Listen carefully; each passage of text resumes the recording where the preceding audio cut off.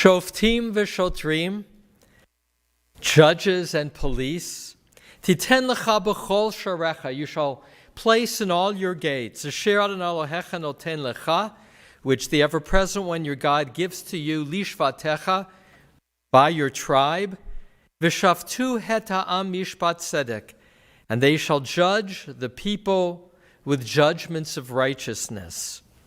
Our Torah reading today is about checks and balances. There are judges and police in every gate. There is no what happens there stays there. Every place is to be aware that you are judged, you are accountable. There are as well kings presented, and there are priests, and there are prophets. Some commentators say this is the first formal distribution of authority within state that will become a model for many democracies. Before I talk about these checks and balances, I want to focus in on my privilege of sharing in weddings. Because what I become aware of as a rabbi, and I've been with that little window we've had of greater ease with somehow believing our vaccines had protected us, began to do weddings again and became aware of how many different facets there are to such a celebration and how everybody has their own self-interest, which is only natural. Which is to say, I'll work backwards. The DJ wants to play the music loudly because they hired the DJ to be heard.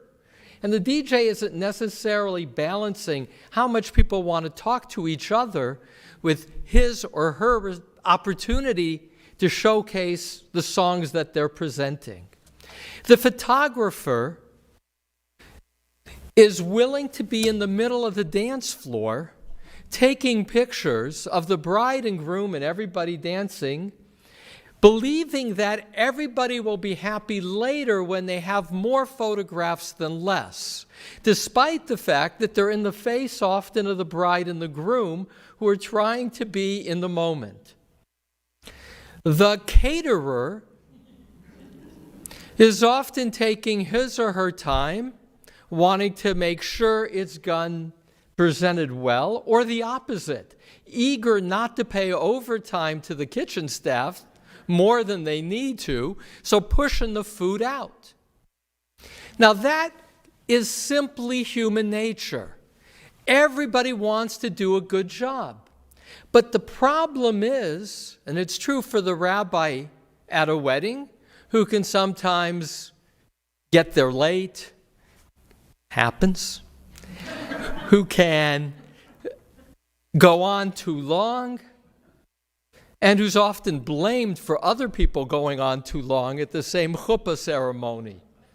Which is to say, everybody wants to shine, but they forget often what the goal is, which is to create a moment of celebration, of covenant and elevation. So one more word about a Jewish wedding. And this is on my mind because I've been dealing more the last year or two with couples, sometimes even both Jewish, who have come to interview me.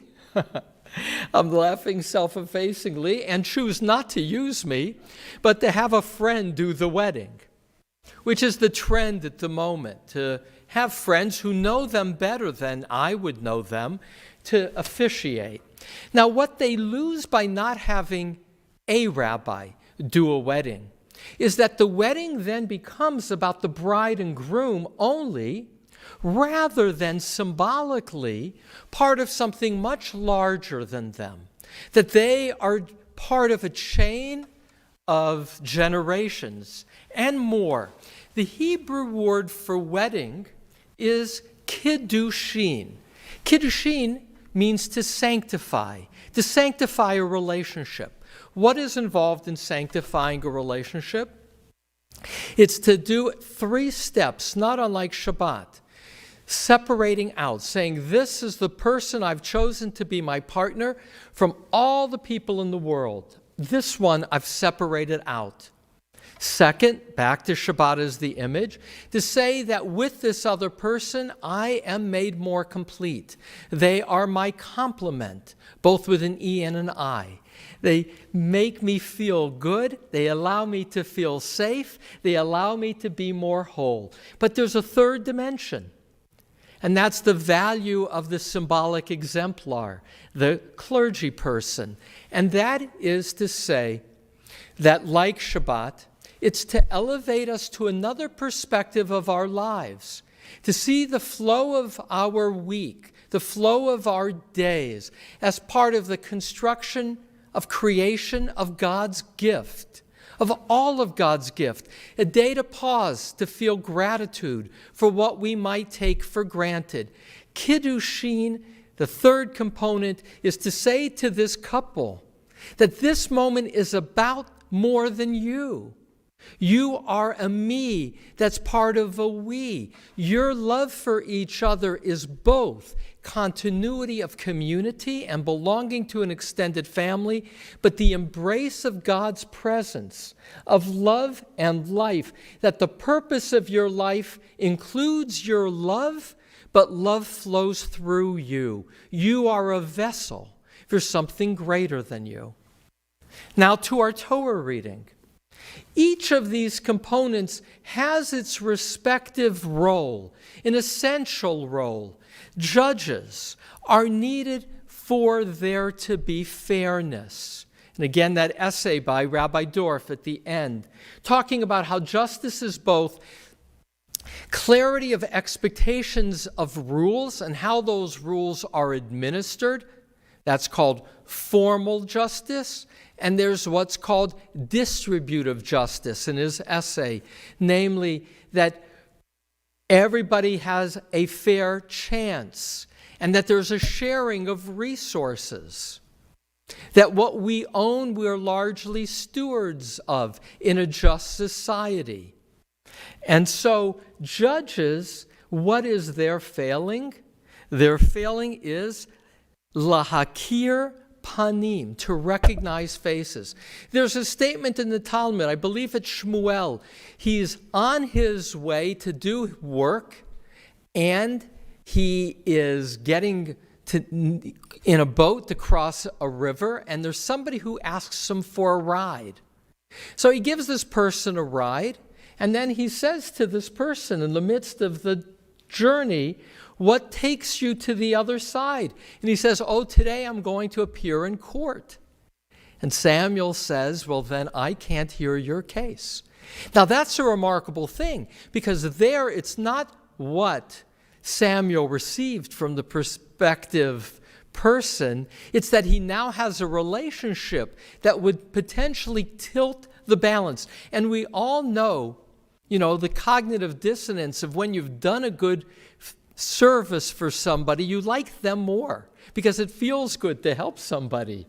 Such was the sensitivity of the rabbis of not being biased, let alone, and this verse has continued to resonate, do not take a bribe, for a bribe blinds the eyes of the wise and distorts the words of the righteous. Bribes and politics, bribes and justice do not go together. I could give a sermon on that, but I won't. So then the next category, and tzedek, tzedek tirdo follows, justice, justice you shall pursue.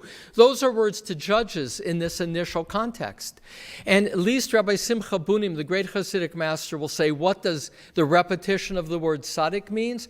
It means that the means must be just as well as the ends, because they go together. And then we have kings. And kings in the Bible are necessary to create order. But in verses 14 to 20 of chapter 17, we are told in terms of the rules of kings, do not multiply your wives, don't multiply your horses, and study the Torah, which means don't get caught up in the pleasures of power. Know you too are accountable and not above the law. Then there's the third category that follows chapter 18, priests. Priests, too, can become corrupted. Priests, too, can think that they who inherit that role, unlike kings, that they inherit the role of the priesthood, are above the people. And so the rules only elevate the responsibilities of priests in order to serve. And last, the fourth category, that of prophets. That, on some level, is the freedom of the press. In any just society, critics need to be able to call out abuse of power. And it's only natural that those who have the power seek to suppress the press and make them the enemy, quote unquote. But that's the role of the prophet in this initial construct. The role of the prophet is to be the ones calling out all those others with power, the priests, the kings, the judges, when they become self-serving and fail to know that there is a larger goal. And so we have this unique tradition that when Jack chanted from Isaiah in this case comes to comfort, but that same voice comes to criticize. And we as a people have preserved the voices of our ancestors criticizing our own people.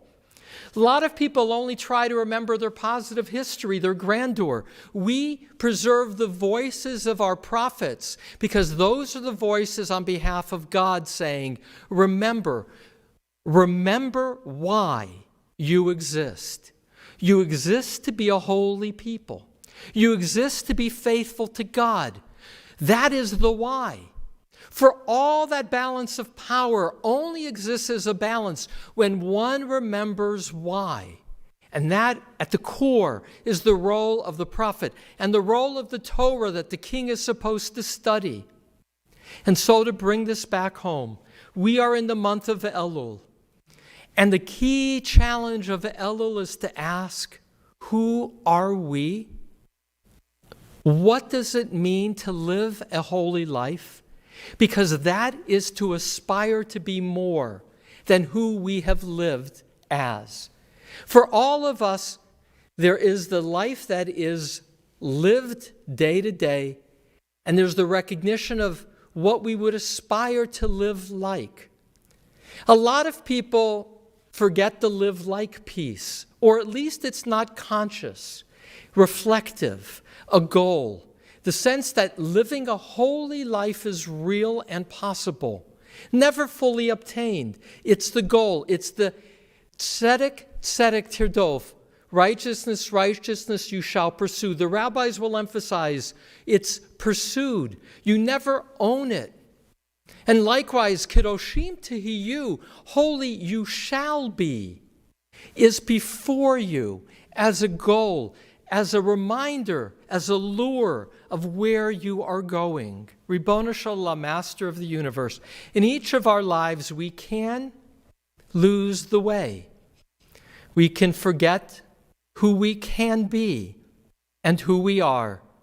In this, the month of Elul, may we be reminded of kadosh, of kiddushin, of sanctification, that we live our lives in relationship to you, our Creator, the source of life and love. May we aspire to be more and concretely move forward in that path. Amen.